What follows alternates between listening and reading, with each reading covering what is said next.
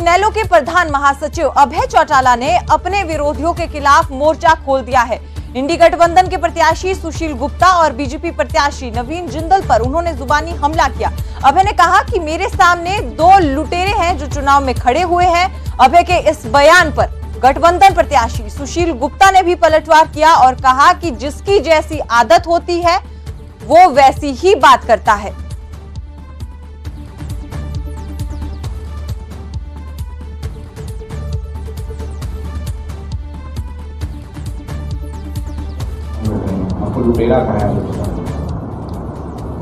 जो जैसा है वो वैसी ही भाषा बोलता है, मैं इस पर कोई कमेंट नहीं करूंगा। जिसकी जैसी आदत होती है दूसरों को वैसे समझता है।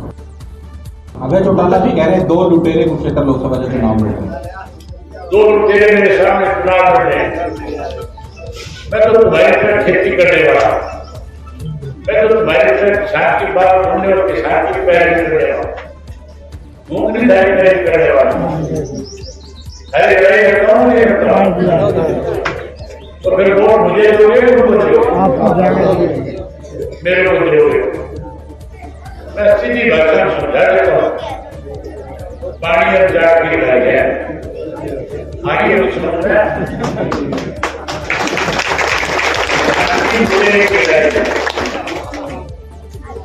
अब फैसला आपने करना है। कहीं दूसरे आगे करना पड़ेगा।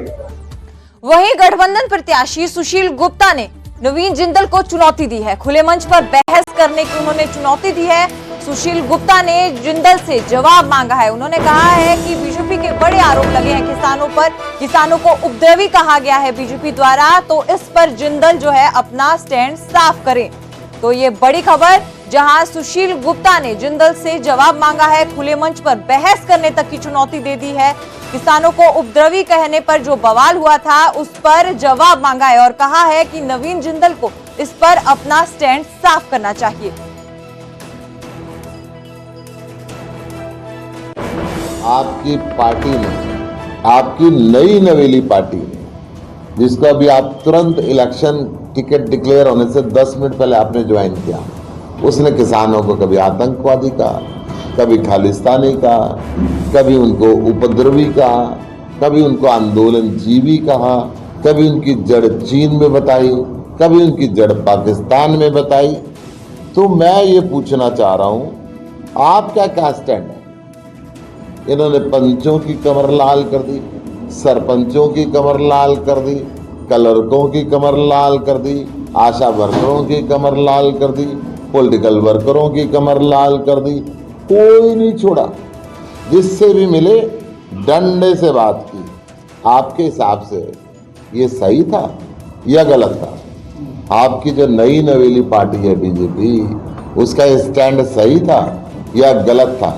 मैं चाहूंगा कि आप स्पष्टीकरण करें। भारतीय जनता पार्टी हमारे 2 मुख्यमंत्रियों को अरेस्ट करके चुनाव से रोकना चाहती है, कांग्रेस के खाते सील करके उनका खर्चा बंद करना चाहती है और लेवल प्लेइंग फील्ड नहीं देना चाहती। हम चाहते हैं कि उनको लेवल प्लेइंग फील्ड मिले और यहाँ पे आए, चुनाव लड़ें। इसलिए जिंदल साहब को, नवीन जिंदल जी को मैं चुनौती देता हूं कि वो स्पष्ट करें कि वो इस समय कहां पे हैं। चुनाव के बीच में अगर वो इस देश के अंदर है तो आके मेरे से बहस करें। मेरे कुछ सवाल हैं।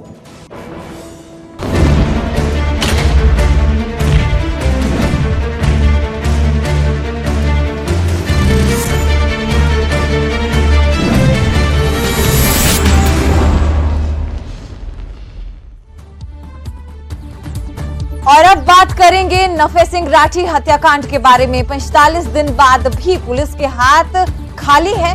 नफे सिंह राठी के परिवार में इस बात का रोष है, परिवार नाराज है, इसीलिए अब परिवार ने बंद का आह्वान कर लिया है। 13 अप्रैल को बहादुरगढ़ बंद का आह्वान किया गया है। सुबह 9 बजे से 1 बजे तक दोपहर के बंद का आह्वान किया गया है। 45 दिन बाद भी नफे सिंह राठी हत्याकांड में पुलिस के हाथ कोई अहम सुराग नहीं लगे हैं। परिवार का कहना है कि जिसने ये षड्यंत्र किया उसका अभी तक पुलिस क्यों पता नहीं लगा पाई है। इसे लेकर परिवार नाराज है, परिवार में रोष है, जिसे लेकर अब परिवार ने बंद का आह्वान किया है। 18 अप्रैल को सुबह 9 बजे से 1 बजे तक बंद का आह्वान किया गया है।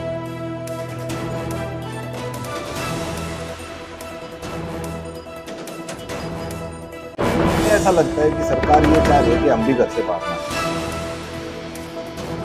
क्योंकि पिछले 45 दिन केवल नहीं बल्कि 47-48 दिन हो गए। 48 दिन से सिर्फ हमें एक आश्वासन मिल रहा है, हम कोशिश कर रहे हैं।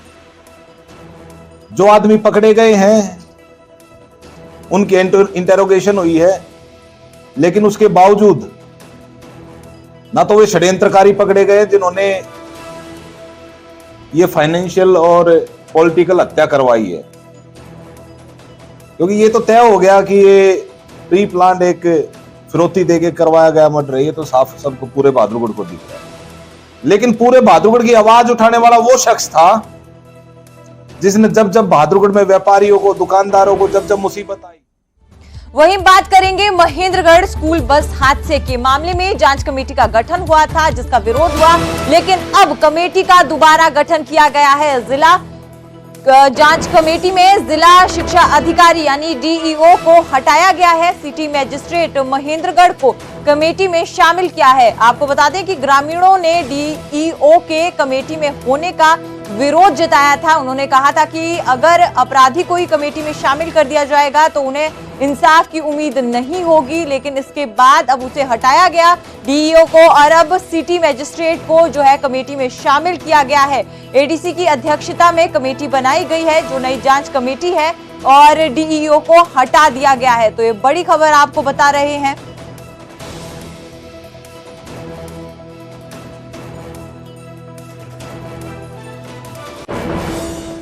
और बस हादसे के बाद प्रशासन जागा है। गुरुग्राम में स्कूल बसों को लेकर जिला प्रशासन ने एक्शन लिया। डीसी निशांत कुमार ने स्कूल बसों की जांच के आदेश दिए हैं। 14 अप्रैल तक ये जांच अभियान चलेगा। जांच के लिए जिला में 5 स्थान जो है निर्धारित किए गए हैं। 527 स्कूलों की 2600 बसों की जो है वो जांच होगी। निर्धारित मानकों और सुरक्षा नियमों की जो है जांच की जाएगी। तो महेंद्रगढ़ बस हादसे के बाद प्रशासन जागा है। डीसी ने आदेश दिए हैं स्कूल के जितने भी जिला में जितने भी स्कूल हैं उन सभी की बसों की जांच होगी। 14 अप्रैल यानी कल तक ये जांच अभियान चलेगा, जिसमें निर्धारित मानकों और जो सुरक्षा नियम है उन सभी की जांच होगी।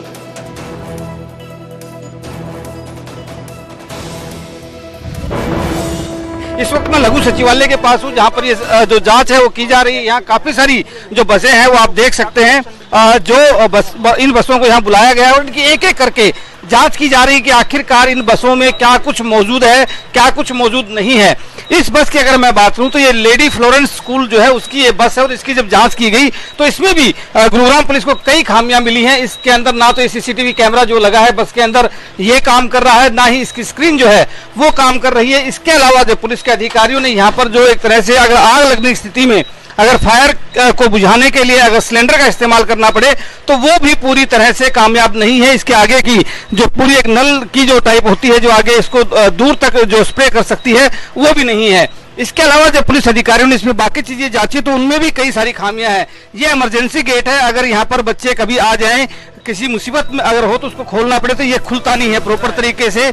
काफी कोशिशों के बावजूद अब इसको गेट को ये खोल पाए हैं। अगर आप सोचिए अगर एक बड़ा आदमी अगर इसको इस तरह से खोलेगा और छोटे बच्चे अगर नहीं खोल पाएंगे तो कितना बड़ा नुकसान हो सकता है। आप बताइए सर, क्या क्या खामियां आपको मिली जब आपने इस बस को देखा? इसमें फायर ग्रेड वाला अच्छी तरह से नहीं है, उस पर नली नहीं है, ये खिड़की टाइट है, जो इमरजेंसी गेट वाली खिड़की टाइट है, कैमरे नहीं है, इसमें कैमरे काम नहीं कर रहे, स्क्रीनिंग काम नहीं कर रही, अच्छी तरह से नहीं है। बस का जो मेंटेनेंस है अच्छी तरह से नहीं है इसमें। आपने इससे पहले भी और सारी कई बसों का आपने चेक किया होगा, उनमें किस तरह की कमी आपको नजर आई है? उसमें उन बसों को बसें बिल्कुल अच्छी तरह से है। जो पीछे हमने जो बसें चेक करी है ब्लू वेल स्कूल की वो अच्छी बसें हैं। कितनी बसों को हम जांच कर चुके हैं? लगभग 15-20 बसों को जांच कर चुके हैं। बिल्कुल। तो आज गुरुग्राम के अलग अलग जगहों पर करीब अगर हम बात करें तो 2000 से ज्यादा जो बसें हैं उनको जांच के लिए बुलाया है। गुरुग्राम की अगर मैं बात करूं तो गुरुग्राम में 500 से ज्यादा निजी स्कूल हैं और उनकी करीब 5000 से ज्यादा जो बसें हैं वो इस वक्त काम कर रही हैं, जो बच्चों को ले जाने लाने का काम करते हैं। इसी तरह से एक एक कर सभी बसों की जो जांच है वो पुलिस और आरटीओ विभाग के जो अधिकारी और जो कर्मचारी हैं वो आज कर रहे हैं। इस वक्त लघु सचिवालय की जो ये पार्किंग है, इसमें आप देख सकते हैं कि बहुत सारी जो गाड़ियां हैं, जो स्कूल बसें हैं, उनको आज बुलाया गया है, उनको यहाँ रखा गया है और एक एक करके इन सबकी जो सुरक्षा जांच है। चलिए बढ़ते हैं अगली खबर की तरफ। फरीदाबाद में हुड़दंग करना कुछ युवकों को महंगा पड़ गया।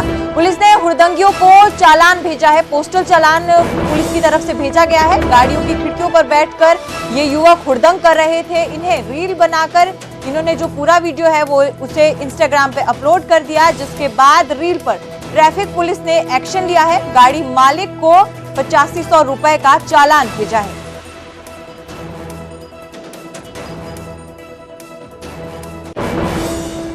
अगली खबर सिरसा से, जहां बेगू रोड पर एक दर्दनाक हादसा हुआ।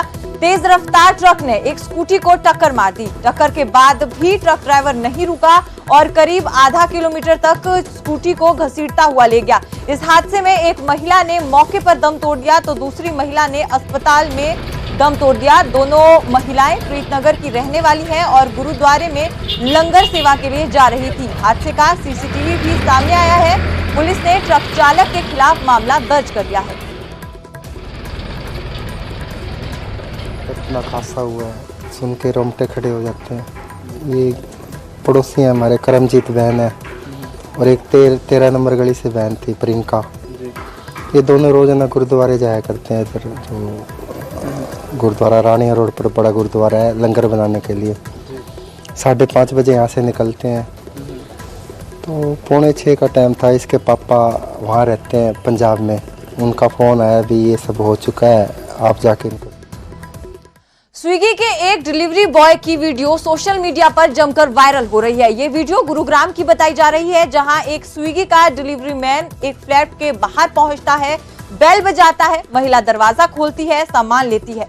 दरवाजा बंद होने के बाद ये शख्स कुछ देर वहीं रुकता है। इसके बाद सिर पर लपेटे हुए गमछे को निकालकर उससे मुंह पोंछता है, सीढ़ियां उतरता है, दाएं बाएं देखता है, फिर धीमे कदमों से वापस आता है और नीचे रखे महंगे जूते उठाकर गमछे में लपेटकर उसे फरार हो जाता है। चोरी का ये वीडियो सीसीटीवी में कैद हो गया है और अब सोशल मीडिया पर जमकर वायरल हो रहा है।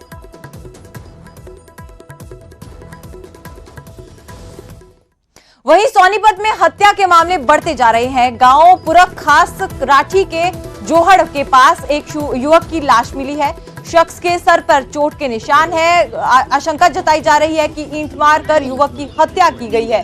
मृतक की पहचान गांव पुरख खास के रहने वाले यशवीर के रूप में की गई है। दूसरा मामला जो है वो गांव मुरथल से सामने आया है, जहां बंद पड़ी फैक्ट्री में युवक का शव मिला है। गली सड़ी हालत में शव बरामद हुआ, जिसकी पहचान 22 साल के दीपक के रूप में हुई है। दीपक 9 अप्रैल से ही अपने घर से लापता था। अब पुलिस दोनों मामलों की जांच में जुट गई है। साइबर सिटी गुरुग्राम में एक ट्रैफिक पुलिसकर्मी को गाड़ी के बोनट पर लेकर लापरवाही से भागने का मामला सामने आया है। मामला शुक्रवार शाम करीब 6 बजे का है। ट्रैफिक पुलिसकर्मी ने ब्लैक जेट गाड़ी को देखकर उसे रुकने का इशारा किया, लेकिन आरोपी कार चालक ने कार को नहीं रोका बल्कि पुलिसकर्मी को कुचलने की कोशिश की। इस दौरान ट्रैफिक पुलिसकर्मी का नियंत्रण बिगड़ गया और वो गाड़ी के बोनट पर जा गिरा, लेकिन आरोपी कार चालक बिना रुके गाड़ी के बोनट पर पुलिसकर्मी को करीब 100 मीटर तक घसीटता हुआ आगे की तरफ ले गया। पुलिसकर्मी को बोनट पर देख आसपास के लोगों ने शोर मचाया, जिसके बाद जैसे तैसे गाड़ी को रुकवाया गया। न्यू कॉलोनी थाना पुलिस ने आरोपी कार चालक और कार चालक को कार समेत गिरफ्तार कर लिया है। पे ट्रैफिक के मुलाजिम अपनी ड्यूटी कर रहे थे, तो उन्होंने एक गाड़ी को इशारा किया जिसकी गाड़ी की जो शीशे ब्लैक थे, जेड ब्लैक थे, तो उसने गाड़ी को ना रोकते हुए सीधा ट्रैफिक कर्मचारी पे गाड़ी चढ़ा दी, तो जिससे वो अनबैलेंस होके बोनट पे गिर गया और उसने बोनट पे उसको पकड़ लिया बोनट को। तो उसने काफ़ी रोकने का इशारा किया, चिल्लाया वो, लेकिन चालक ने ना गाड़ी को तेज़ रफ्तार से भगा लिया वहाँ से और लापरवाही से चलाता हुआ लेके गया करीब 100 मीटर तक। उसके बाद